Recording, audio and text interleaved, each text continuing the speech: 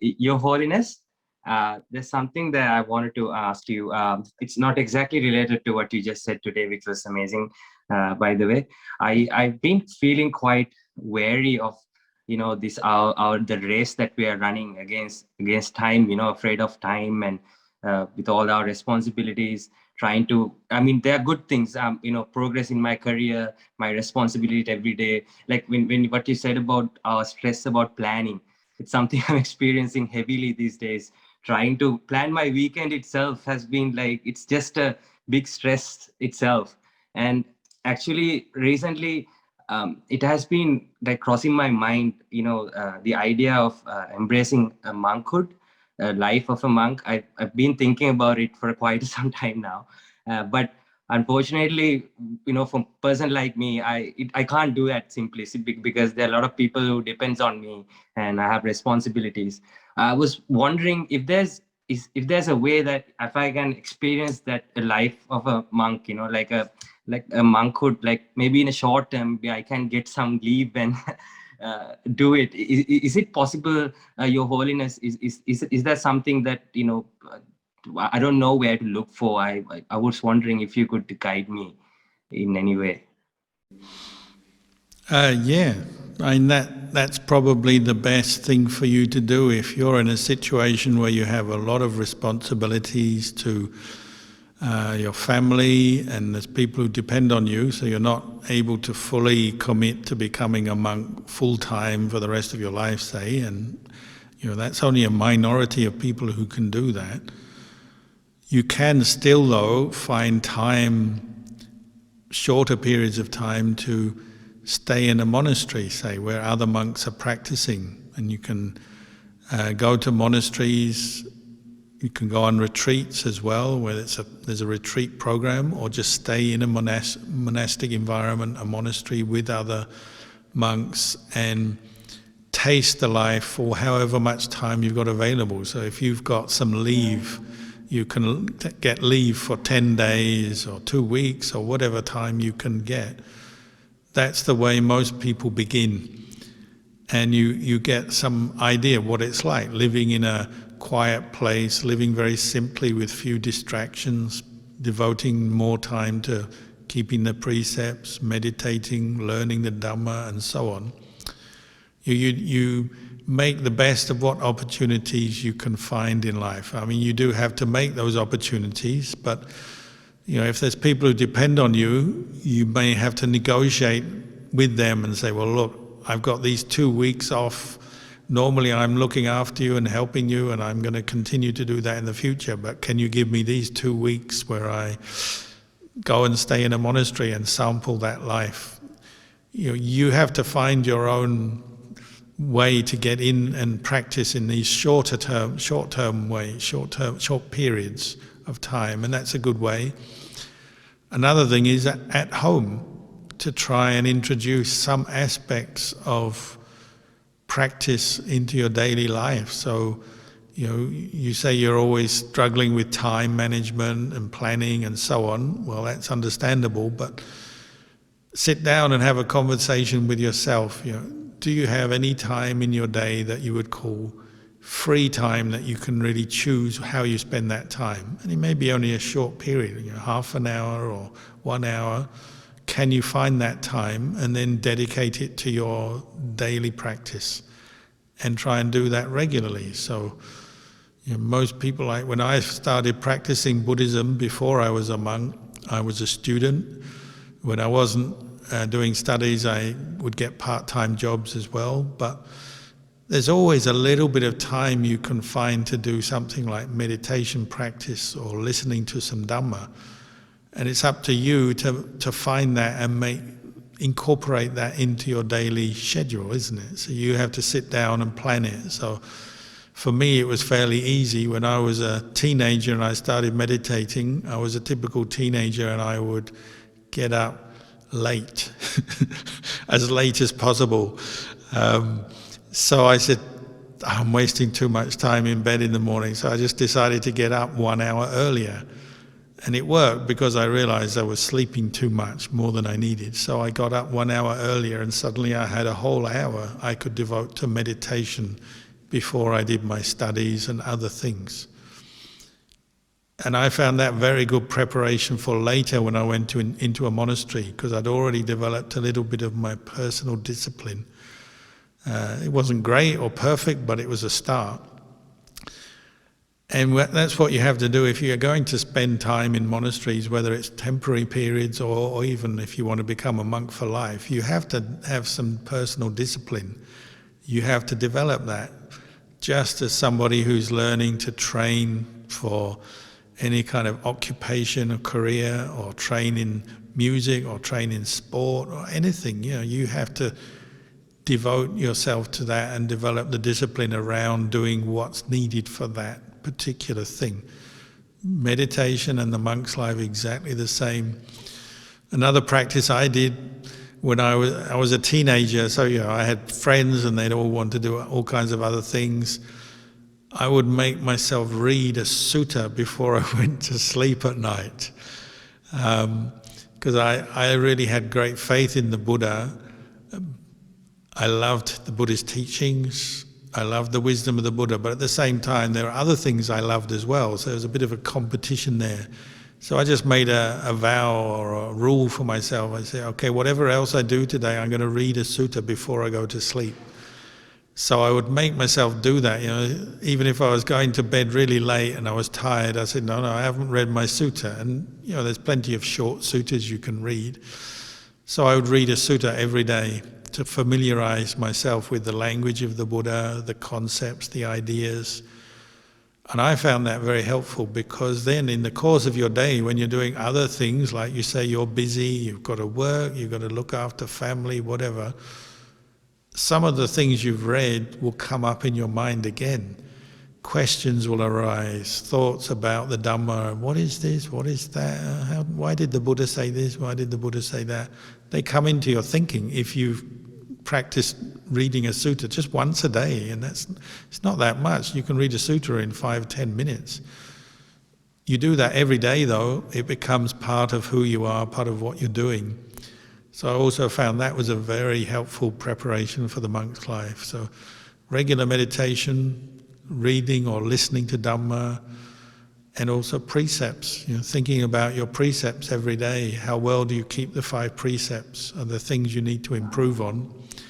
You work like this with your lay life, and you'll find you're laying the foundations for, at some point, you may be able to go into a monastery, if only for short periods of time. Thank you, Your Highness. Also, is that at all something that Bodhivana Monastery facilitates, maybe? Any chance at all?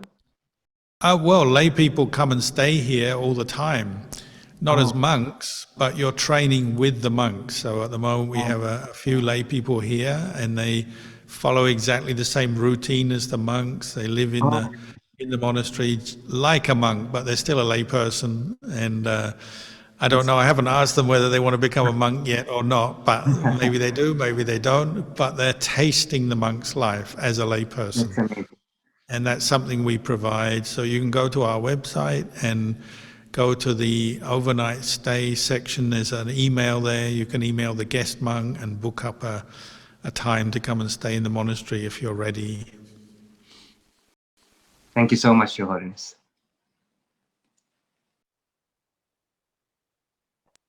Thank you, Lampo. Okay, I've got a few written questions here. The first question is, Bante, does perception always precede the onset of feelings? In the case of the mother seeing the 2 bites of the apples, her misperception gave rise to her negative feelings to her daughter. Is this always the normal sequence, that perception comes before feelings? Thank you. The Buddha said they arise together. Perception and feeling arise together, but they're supporting each other. So a negative perception supports a negative feeling. More positive or wholesome perception, or a more informed perception maybe, will support a better kind of feeling.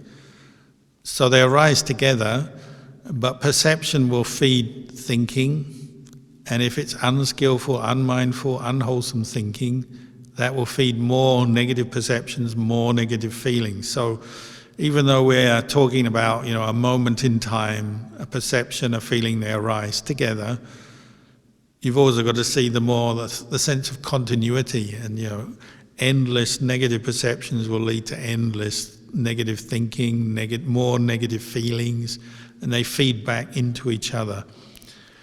So when you practice mindfulness, you're starting to see that more closely, so that you're more cautious, more circumspect, more careful in what you believe in terms of your own thoughts.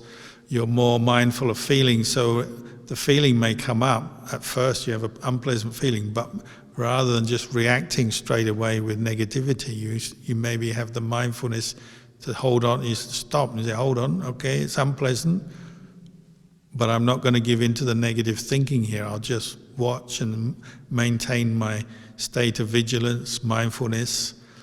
You may notice that unpleasant feeling, painful feeling, disappears quite quickly. You're not holding on to it, not feeding it, not establishing unpleasant, negative perceptions, so it may fade away quite quickly. But if you hold on to the negative perception, you keep holding on to it, keep thinking with it and about it, well, it will keep there, it'll stay there longer, the unpleasant feeling will tend to be intensified, won't it? And it will return more often, it'll come up more often in your experience. So the example of the mother and the daughter is just a very kind of typical thing, isn't it, from your day? How often do we immediately believe our own thought and perception and the feeling that comes with it? Don't question it, we're not very mindful of it, we just believe it, assume what we think and feel is true, and that will be setting us up for more of the same. And that's often how we build enemies, isn't it? One bad thing or one unpleasant experience associated with a person, then repeatedly thinking, watching them, thinking about them in this negative way, and that becomes the fixed perception you have, that this person is an enemy, bad, and you may be missing out on so many good things about that person, and making things much worse than they need to be. And the same with ourselves. How often are we looking at ourselves, not very mindfully, just dwelling on our faults, our problems, what's gone wrong, not achieve what we wanted to achieve, not get what we want to get, and we start developing a negative perception of ourselves, which we haven't questioned, and it's not completely true because we've missed out on all the good stuff. We're doing this all the time, and mindfulness and then a bit of investigation of the truth is helping you to see more clearly what's going on. And it makes you much more careful, you might say wiser in your experience. It takes time and practice, but that's what the result is as you practice more. Sadhu Lampo. So the second question here is regarding the Angulimala Sutta in the Middle Discourses 86. So this question is, Lampo, when Venerable Angulimala saw a woman in difficult labor, he thought of how beings are afflicted. The Buddha told Venerable Angulimala to tell the woman that, sister, since I was born with a noble birth, I do not recall that I have ever intentionally deprived a living being of life. By this truth, may you be well, and may your infant be well. So the person's question is this: by saying this, how would it benefit the woman and the infant? What is this power, and how would it change the karma of the woman and the infant? Well, what we've got is just a very brief description of that encounter. We weren't there, so we don't know the full context, but just based on more modern, similar experiences in my life, say, in the modern era, you can be sure that Venerable Angulimala, as an arahant, will have a mind full of metta and compassion. The words he say are the words of truth, and they're absolutely true. Since he became a monk, he no longer had the intention to kill or hurt any living being. So that's like his second birth. His first birth was Angulimala, where he was the murderer. his second birth is as the monk, and he's never heard anything intentionally. So that's a very powerful statement. And just hearing it can make me feel very happy. There are people in the world who never have the intention to hurt. They exist. A lot of people in the world just assume everyone will hurt others sooner or later in their life, and that's normal. But they're not recognizing, they don't know about it, maybe they're not aware. There are those beings in the world who have never hurt and do never hurt anybody intentionally. That's an amazing thing, and it's also the whole purpose of the Buddhist practice is to get to that realization you can abandon the intention to hurt. So when Angulimala says this, there's so many levels that are taking place. There's the words, which themselves have great meaning, power. They can inspire the listener. They are kind of something that is just putting truth out there into the world where there was no truth. Before he said those words, the truth existed, but it hadn't been put into words. Now it's been put into words so the listener can hear and feel inspired, confident, boosts their own state of mind, faith arises. And all the medical research says if you've got a good state of mind, wholesome state of mind, self-confidence, maybe faith, you've got compassion, all the good qualities have come out. That's going to boost your own physical well-being, your immune system, your strength of body, strength of mind is boosted. So that's only going to help the pregnancy. And maybe there's even other people around. Maybe the father was there pacing up and down, smoking, worried about his wife's pregnancy or whatever. He hears these words, he feels, now she's got a blessing from the Arahant, this is good. He feels more calm, the wife feels more calm. There's so many different good things that will arise out of that situation. Some of it you could say is almost beyond words, isn't it? There's some things you can describe and describe with words, the details of what's going on in their mind, the situation, and there's some things that are beyond words. It's just the goodness of that event. And so since that time, then the Angulimala Paritta is one paritta monks may chant, particularly for people who are in labour, women in labour or pregnant. But really, you wouldn't necessarily need to have those words. That would become an attachment, wouldn't it? If you say, I've got to have the Angulimala Paritta or else my pregnancy isn't worth having, my baby's in danger. It could be just somebody spreads metta to you or says some other very kind words, they would do as well. But this is one that, over time has become associated with pregnancy. But if it was itipiso bhagawa, well, that might work as well, recollecting the qualities of the Buddha. There's many different choices here, but that one is a particularly good one. Just for myself, chanting these parittas, I can see, it develops a very good state of mind. When you have a good state of mind, you physically and mentally feel better, you have a better energy, and I can say, quite easily, many times I've had illness, mild illness, and chanting parittas, it's gone. Headaches have cleared, colds and flus have cleared. That's the power of the mind, isn't it? The mind and the body are linked. And so if you have one individual who's an Arahant blessing another, the goodness that arises in that other, say a pregnant mother, it can have a very good effect.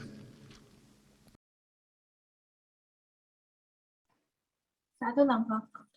Okay, I have a third question here. It says, Dearest Lampa, I find the mind has developed a bad habit of trying to control the breathing. Could you kindly share your wisdom in dealing with the habit? Thank you. Yeah, this is a very common problem I think everyone will go through. Ajahn Chah used to laugh about it. He said before he meditated, he had no problems with his breath, and then as soon as he started practicing meditation, lots of problems with his breathing, because your mind takes hold of it, takes ownership of it in the beginning. Our mindfulness and our wisdom is not well developed yet, so we have a lot of willpower. Desire comes along with our desire to meditate, and we have the basic good desire for practicing this path to improve our lives, free ourselves from suffering, but that's mixed up with our more worldly attachment. So even meditation, you have the mind, the grasping mind, the gaining mind. I want to get this down, I want to be good at this, I want to be good at meditation, I want to be able to control my mind, stay with the breath, not have any thoughts interfering.